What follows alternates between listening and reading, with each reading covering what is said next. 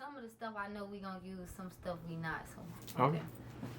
You know, putting together my own first documentary. You know, shout out to my team, my cameraman, because you know I feel like some people get to tell their story once they blow or once they reach a certain level in the industry, and man, I want to tell my story now. You know, before the masses and the gatekeepers get to hear about me. I want the people to know what K-Ruth was all about from the beginning to the end. So no matter how crazy this journey gets, you know, I'm here for the long haul. No matter how many transitions I go through, you know, I know that y'all gonna be there with me to support me on this journey.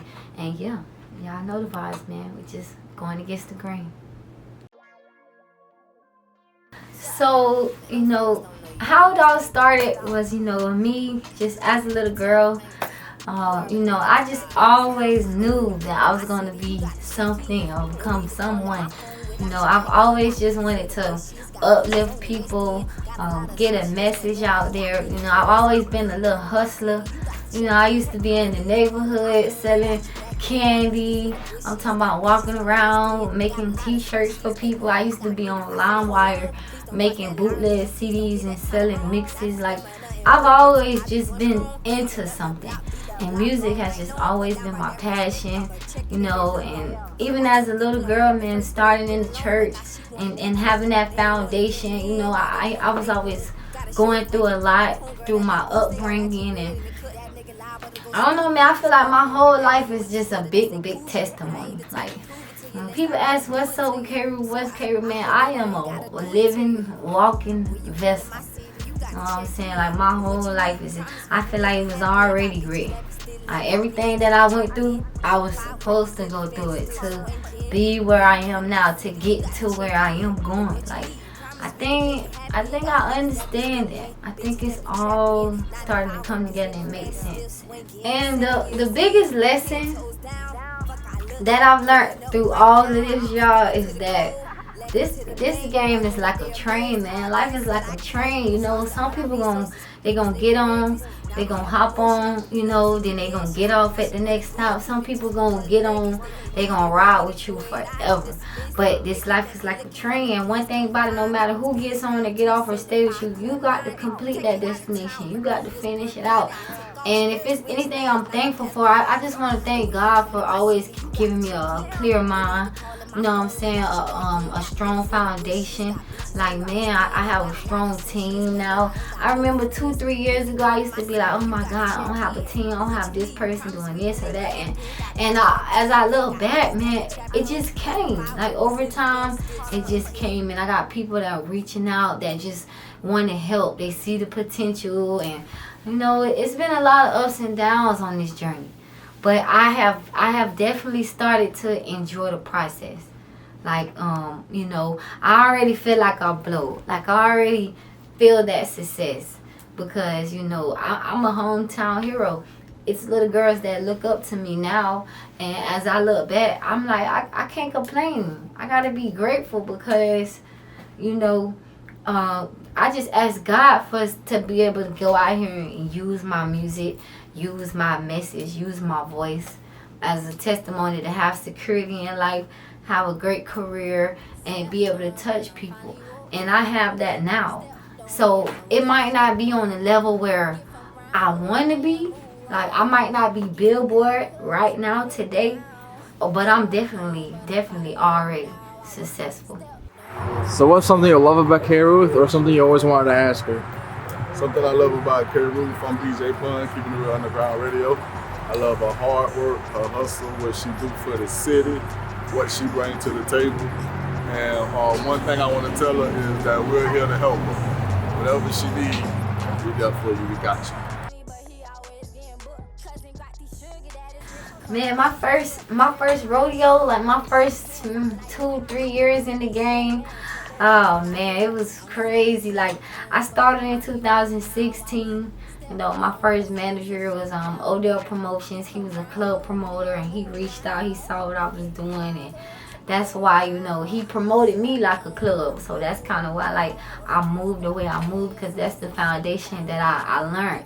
I learned to get out there and hustle and sell my CDs, put up my posters, my flyers, and even as a female, like, it just never bothered me. The first 3 years was crazy. It was slow. It felt stagnant. But as I look back now, y'all, I think it was more so artist development. Like, Shqurria had to grow into becoming K-Ruth. You know what I'm saying? Now I'm as one. And now, like, I'm arriving in the masses, and everybody is starting to, realize what's going on. I've been new, but it's levels to this thing. It was always timing, and oh man, I realize it now. It feels good to actually enjoy the journey, because I know that once it happens, things gonna pick up so fast. But I sold a lot of CDs. My first 2-3 years, I did like 2 mixtapes.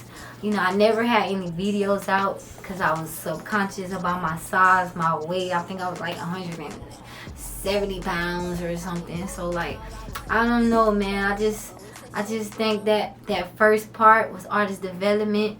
Then, like, my next 2 years in the game, I took a year off to rebuild myself. I came back out with Self-Love. That was my breakthrough single where I let Temple know, hey, I'm here to stay.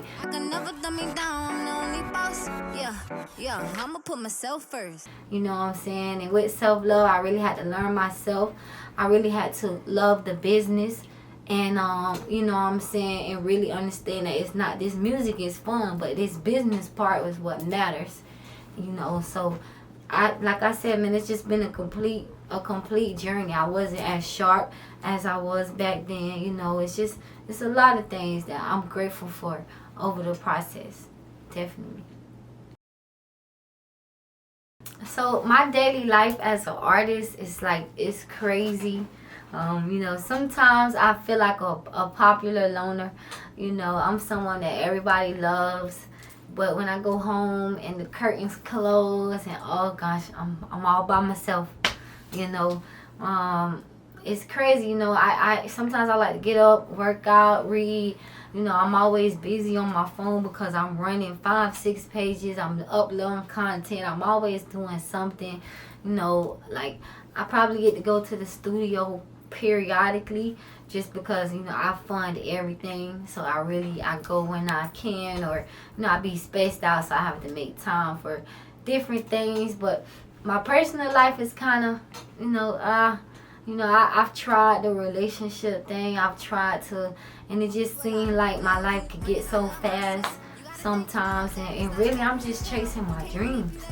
But just period, just every day I'm striving. Every day I'm out there getting it. If I'm not promoting an event, used to be selling CDs every day, but now I've been able to just do different things, get my hands busy and other things, and yeah, man, my daily life is crazy. When it comes to studio or anything that you doing before you do it, do you pray before you do it? Or I'm just asking because me personally, because I'm being real, because I see the Bible, so that's the first impression. I'd be like, okay, this person is. That Bible, really, right there in that cover art, why I chose this time around, I'm holding that Bible, because it's like, I made a decision to walk away from certain situations. I made a decision to, just go in and rebuild myself. And, sometimes when you make changes, not everybody get to go with you. So I had to pray for confirmation. I had to pray for things like that. And he gave me a lot of different confirmation from people from different backgrounds. Right. So that's when I knew it was like, yeah, this the spirit. This bigger than me. So that's where that Bible come from, because it was like I had to go to him because I didn't have the answers anymore. I try to stay active. I don't get much sleep. Sometimes I forget to eat.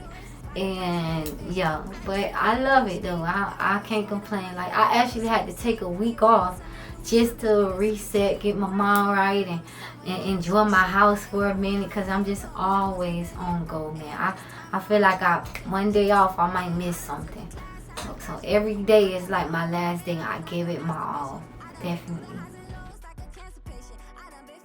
Man, growing up, as an artist, like I said, I spent a lot of time in the church. And then my mom, she's like young, but she's old school. So, even when I was home, if it wasn't gospel music, Kirk Franklin, Ty Tribbett, Marvin Sapp, if it wasn't gospel, then it was some old school. I was listening to some, Freddie James. I was just all different type of things, man. Betty right around the house while my mama cleaning up and deep cleaning and cooking at the same time. So yeah, man, those were the good old days. I miss seeing my mama happy all the time, miss seeing her smile all the time. So a lot of people ask what inspired me really to just keep going, to build that security and really make sure that my family is going to be straight. Like, that's what keeps me going.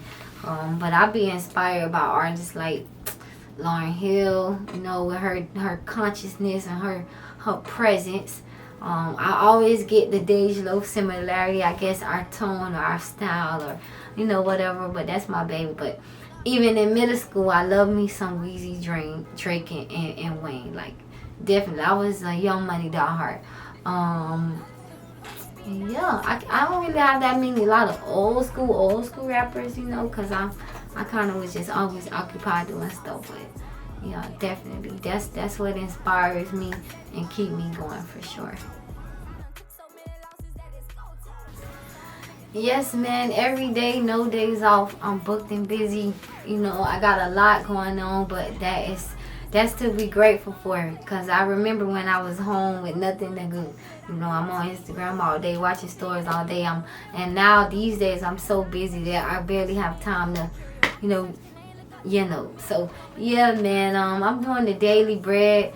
Every Thursday we sitting down now. We have discussions. We even have a home now. I remember doing motivation videos on my phone.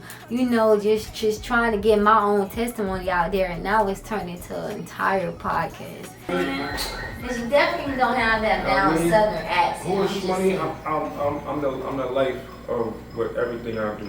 Like, I just want to bring that life, that energy, that feel, that I'm just that. You know what I'm saying? Like, that just explains me. I'm just a life for the party type of person. Like, Right. That's just me. Like, I just love bringing energy. Thursday, y'all ready? Let's go out to my girl, Pretty Thug in the building. Pretty. Sure, trapping this motherfucker, already know. Okay then. And then, even with the Lyrical Cafe, having opportunities for other artists like myself to come perform, network, be around each other. And every time I felt lonely, I just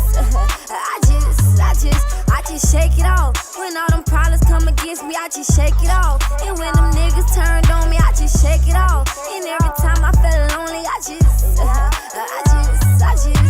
Like, when I came out, I didn't really have that. I had to fight to see what was going on, what events I could pull up to and stuff. So yeah, man, it's just a dope vibe to see everything come to life. Like, even just recently, I typed up a proposal and I told God that I want to bring this community together to check in for me. You know what I'm saying? I felt like the city loves me. I want them to come out and support, but I didn't want to do it with nothing in return. But as we all know, I'm not really, officially signed. I'm an independent artist and my budget is my budget. And yeah, man, I knew I couldn't make it happen by myself. So reached out to the community, business owners, different people for support. watched it all come together. You know, I think it's really powerful how my whole career, I've just watched how I spoke things into existence. I just watched how things have manifested. A lot of doubters turned into believers. You know, I mean, it's just been really, really, really phenomenal to see everything come to life. And I believe he got a lot in store for me. Definitely. Because I'm ready for whatever's next. So people are like always asking me, you know, K-Ruth, what's your style? Like, what's your, you know, then they hear my music and they be like, man, you deep, you raw, you this, you that. But, you know, the whole time it's like I just try to put a message out there, you know, a good message sometimes. But my music is really based on my mode. You know what I'm saying? Like, even when I wrote Ticking Bomb, I think I was at the nursing home walking around with my client, and I was like, man, I don't even know what type of time these people think I'm on, but I'm about to tick. I'm about to blow up out here. And I had to keep my composure together. So, and I was able to, boom, on break, write a whole song, you know, even with a song like Shake It Off. You know, it was different from anything I had ever done. It was still uplifting, but it had like a bop to it, a dance vibe. And at that time, I was in a dark place, and I had to pull myself out and shake off everything that I was going through at the moment. I think it was like a really bad breakup. It was just a lot. I was just so depressed, and I wasn't feeling like myself. I wasn't feeling holy nor whole. And yeah, man, I had to shake it off and get out of that. So if you listen to my music, I think every project is different from the last. And you can't really compare my projects to them. You know, this time around, EP is completely different from the Consistency mixtape. You know, I was probably in a different state of mind, or my hunger was probably different, you know, just even with my growth in the studio, my capability. But one thing's for sure, the message and the voice is always been there.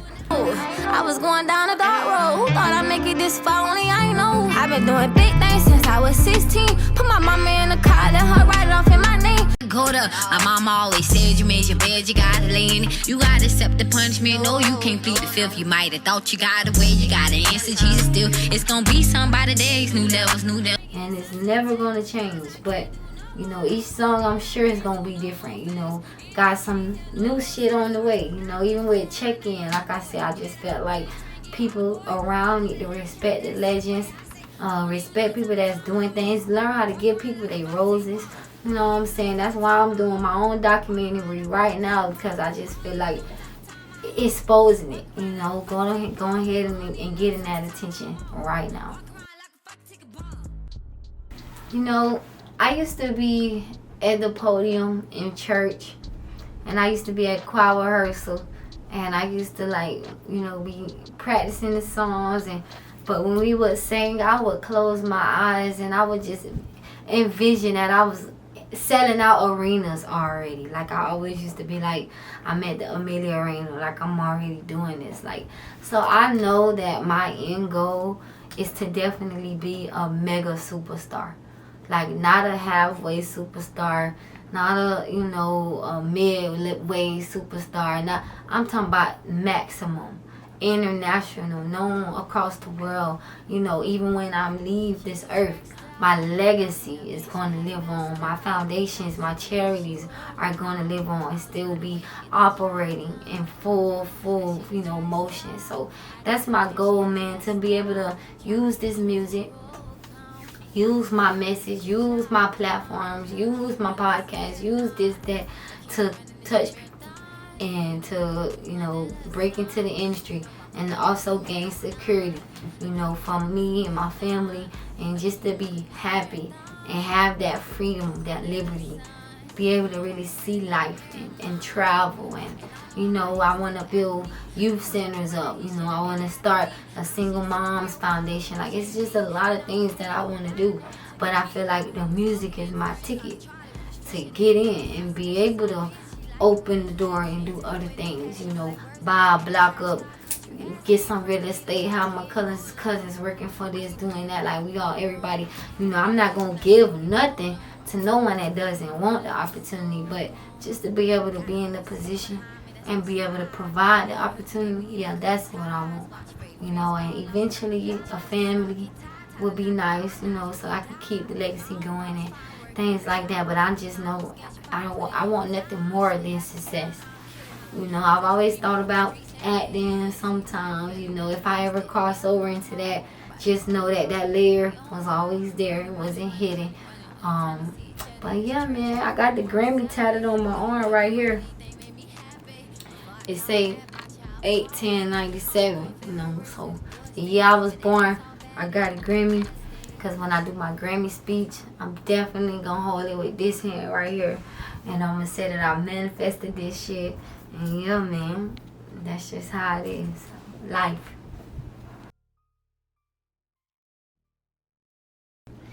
You know, one thing that I've learned about myself is that I'm kind of like fueled by the fire. You know, so whenever like I run into an obstacle and my back is against the wall, you know, that's when it seems like I figure it out. You know, I come up with all these ideas, my brain go to work in it. You know, this, that, like, so I've never folded under pressure. And I think another thing that really, really, really keeps me going is just having a big support system. You know, like, I gotta say thank you to my aunties, my mom, my dad, my sisters and brothers, just, you know, my team, any other producers that I've ever had close relationships with, like, you know, just Wallace, just Trop dudes, you know, just so many people. My cameraman over the years, FM, has been following me like a chicken. You know, I've worked with my DJ, Shamani, my manager, like, it's just like I built a family. And my foundation is so strong, you know. Shout out to all the people that has came along and gravitated, and it feels like they've been there forever. You know, just Rocco, this one, that one. It's so many people. Y'all know I can't name everybody because it's so many of y'all. But I just really want to say thank you for supporting me. Thank you for hearing me out. You know, Real Niggas Alive, Chris Jackson, you know, he been there from the beginning. It's just, anybody that's ever been there from the beginning is still there, thank you. You know, any family member that's ever shot me a text or gave me a couple dollars or something like that, or showed up to an event for me, thank you. You know, shout out to my mom for, oh my God, traveling with me out of town, just raising me to be the way I am, having my mannerism. Just everything, you know, we always bump heads. I love my mom, and that's like my twin, and she is my ride or die when I think about it, you know. So my biggest fear is that this thing, you know, just wanting her to be here when it happened. You know, that's the end goal for me. Definitely my godparents has played a big role because they allowed me to have that balance in life. You know, I'm from the streets, but I was raised in the church. So that's just who I am. That's what makes K-Ruth K-Ruth. You know, I'm not perfect, but I'm not holier than thou either. You know, I'm always keep it right in the middle, keep it straight. You know, and that's why I take this loyalty thing serious. You know, so even my first management, we may not ever see eye to eye, but I'm going to always thank him for that foundation that he gave me, for being the first person to take me under their wing, and knowing that a student going to be a student going to mess up. You know, we going to fail, but we going to eventually get it right. You know, I'm just thankful for everything, for everybody. You know, even my haters. I lost a lot of people on this journey. And it's not even done yet. But within this 6-7 year span, I lost a lot of people. I lost exes because this journey was calling and I couldn't commit, or it was just so much. I was just so, you know, just spread it out, man, that I couldn't really love properly because I'm trying to love myself, chase my career. It's just a lot of sacrifices been put into this thing, you know, on this journey, you know. But then again, it's what made me. You know, anybody that's ever saw me out there selling a CD, thank you for not laughing at me, for not making me feel low. Like, you know, I've had some people say, hey, why you out here? Why you doing it? You should do it like this. You should do it like that. Hey, motherfucker, you don't know how hard it is to do this shit. And if you ain't giving me $100 a day to go to the studio and do this, then guess what? I'm going to sell them CDs. So that's why I say, man, you know, shout out to the city of Temple. Any donation, anybody that's ever seen me and say, hey, baby, keep going. You know, keep going. You know, I appreciate y'all. Sometimes they used to say, even the DJs that's ever like played my music without me having the budget to pay them or you know, really fund them the right way. Like, it's just a lot. Like, and on this journey, I realized that with me not having a big budget, but building up a strong foundation and brick by brick, watching the brick wall come together, planting them seeds, watching it, you know, watching it all harvest. It's like, you know, I just realized that this was the way that it was supposed to be, you know, definitely. So, yeah, man, that's just what it is. Shout out to everybody that's ever believed, you know.